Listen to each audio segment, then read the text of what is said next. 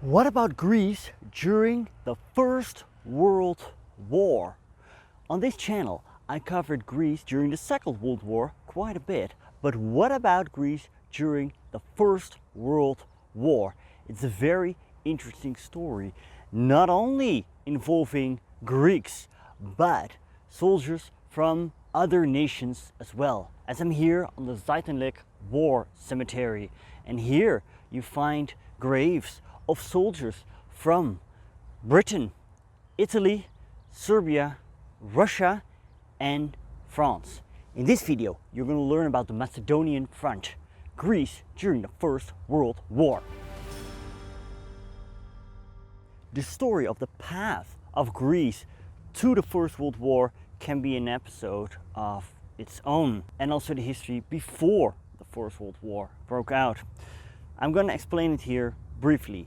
What you need to know is that when the First World War broke out, initially people thought this was going to be a third Balkan war, but it soon spiraled out of control with the Triple Entente versus the Triple Alliance, and it became the First World War. Some people argue that the Yugoslav wars of the 1990s are the third Balkan War, but what you need to know for now is that during the First and the Second Balkan War, the Greeks had emerged victorious and they hoped to achieve another victory. However, Greece was deeply divided when it came down to either joining the First World War or staying neutral. And why was that?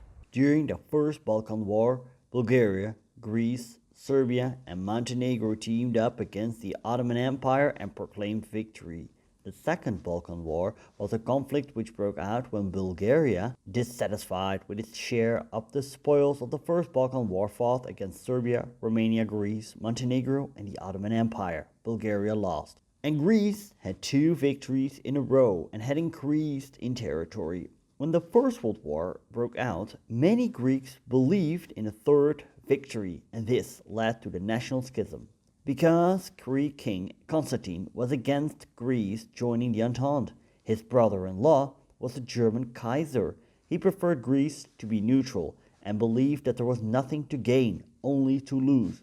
Prime Minister Eleftherios Venizelos believed that by joining the Entente, the Greek grand idea of uniting all Greeks in one country would become a reality. It resulted in Venizelos establishing another government in Salonika, Thessaloniki, named the Provisional Government of National Defense, which declared war on the Central Powers in November 1916. This was in reaction to the Bulgarian invasion of Greece, of Eastern Macedonia, where the government in Athens refused to act on. Even Fort Rupel was ceded to the Central Powers. The Entente was quick to recognize the Venizelos government as a legitimate Greek government, and Venizelos approved Entente forces embarking on Greek ports to aid the Serbs in October 1915. See, remnants of the Serbian army had arrived in Greece after the country had been taken over by the Central Powers. Officially, Greece was still neutral, but this neutrality was violated as soon as Entente forces set foot on Greek soil. Although not everywhere the Entente forces were welcomed. In Athens, French Marines were repelled by royalist Greek forces, and the French then imposed a blockade on royalist Greece. When the French threatened King Constantine to bomb Athens, he left the country, leaving his second son Alexander on the throne. In June 1917, Venizelos returned to Athens to reunite Greece as one state. On the 28th of June 1917, according to most Greek sources, Greece declared war on the Central Powers.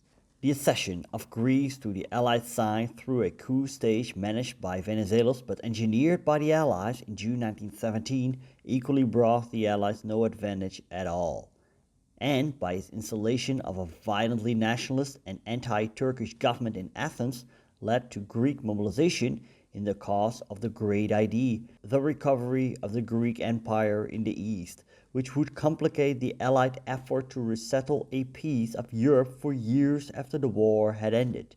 although Greek troops saw their first action on the Macedonian Front a month before. Now there were six national allied armed forces on the Salonika Front: France, Britain, Serbia, Russia, Italy, and Greece. The so-called Army of the Orient was also known as the Gardeners of Salonika, as they created a defensive arc around the city. The army was stationed on the Serbo-Greek border, and by the time Greece entered World War I, officially already gained a foothold in Serbia. The Orient Army men were plagued by mosquitoes, and by 1917 many had malaria. Another disaster occurred in August that year. A fire broke out which destroyed large parts of Salonika. That year the Entente achieved minimal gains on the Macedonian Front, also known as the Salonika Front. The Macedonian Front became active from October 1915.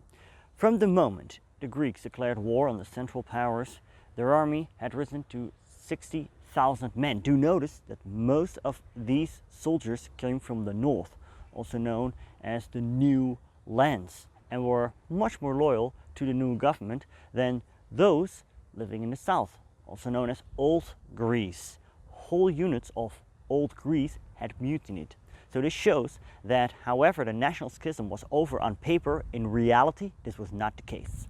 During the last months of 1917 and the early months of 1918, the Allies prepared a new offense on the Macedonian Front. In May 1918, 3 Greek divisions took part in the Battle of Scra and proclaimed victory of the Bulgarians. The decisive battle was fought in September that year, when the Entente launched the Vardar Offensive. It started with a 580-gun artillery barrage, the most powerful seen in the Balkans.